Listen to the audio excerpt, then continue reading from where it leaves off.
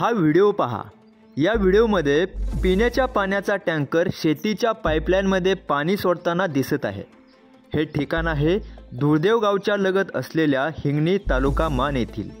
आता तुम्हालाही प्रश्न पडला असेल, मान तालुक्यात भीषण दुष्काळ असताना नागरिकांना 10-15 दिवसातून टँकरने पाणी पुरवठा होत असताना हा शासकीय टँकर नागरिकांना पाणी द्यायचं सोडून शेतीला पाणी पुरवठा का करतोय?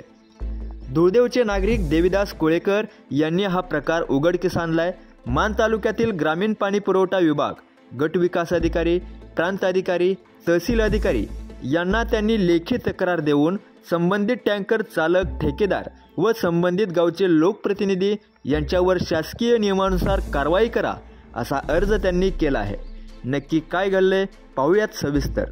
आपल्या म्हसवड येथील गेल्या 10 वर्षांपासून ग्राहकांच्या पसंतीस उतरलेले विश्वसनीय ठिकाण अनिरुद्ध इलेक्ट्रॉनिक्स अँड इलेक्ट्रिकल्स, नामवंत कंपन्यांचे इलेक्ट्रॉनिक्स व इलेक्ट्रिकल साहित्य योग्य दरात उपलब्ध। आमच्याकडे इस्त्री, फॅन, मिक्सर विक्री व दुरुस्ती करून मिळेल।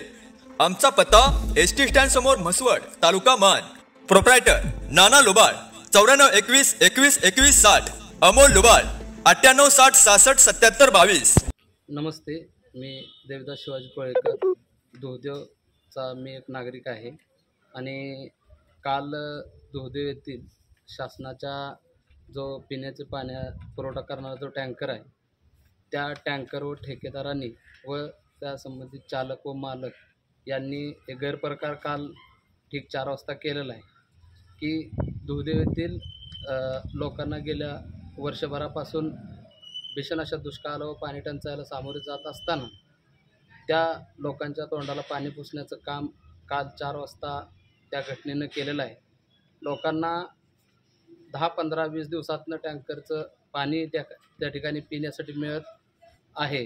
एवढा खूप कालावधी ह्या टँकर चालकाकडून व ठेकेदाराकडून होत असताना देखील त्या संबंधित चालक व ठेकेदारांनी हिंगणी हद्दीतील एका संबंधित शेतकऱ्याच्या शेतीमध्ये ते पिण्याचे पाणी सोडून या लोकांना त्रास देण्याचं काम या संबंधित ठेकेदारांनी व शासनाकडून होत आहे। तरी सदर या शासन व संबंधित असणाऱ्या अधिकाऱ्यांवर व त्या टँकर ठेकेदार व मालकावर कायदेशीर कारवाई करण्यात यावी। मी आताच पाणी पुरवठा विभाग, ग्रामीण पाणी पुरवठा विभाग दहिवडी त्या ठिकाणी लेखी पत्राद्वारे या ठिकाणी पोच घेऊन मी या ठिकाणी या अधिकाऱ्यांना, संबंधित अधिकाऱ्यांना भेटलो आणि त्यांनी मला असं उत्तर दिलं की त्या अधिकाऱ्यांवरती व त्या संबंधित ठेकेदारावरती कठोरात कठोर कारवाई करण्यात येईल असं या ठिकाणी सांगण्यात आलेलं आहे।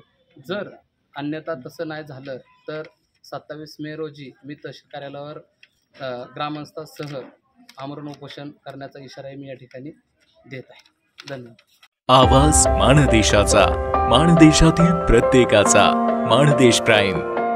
सबस्क्राइब करा आणि अपडेट रहा।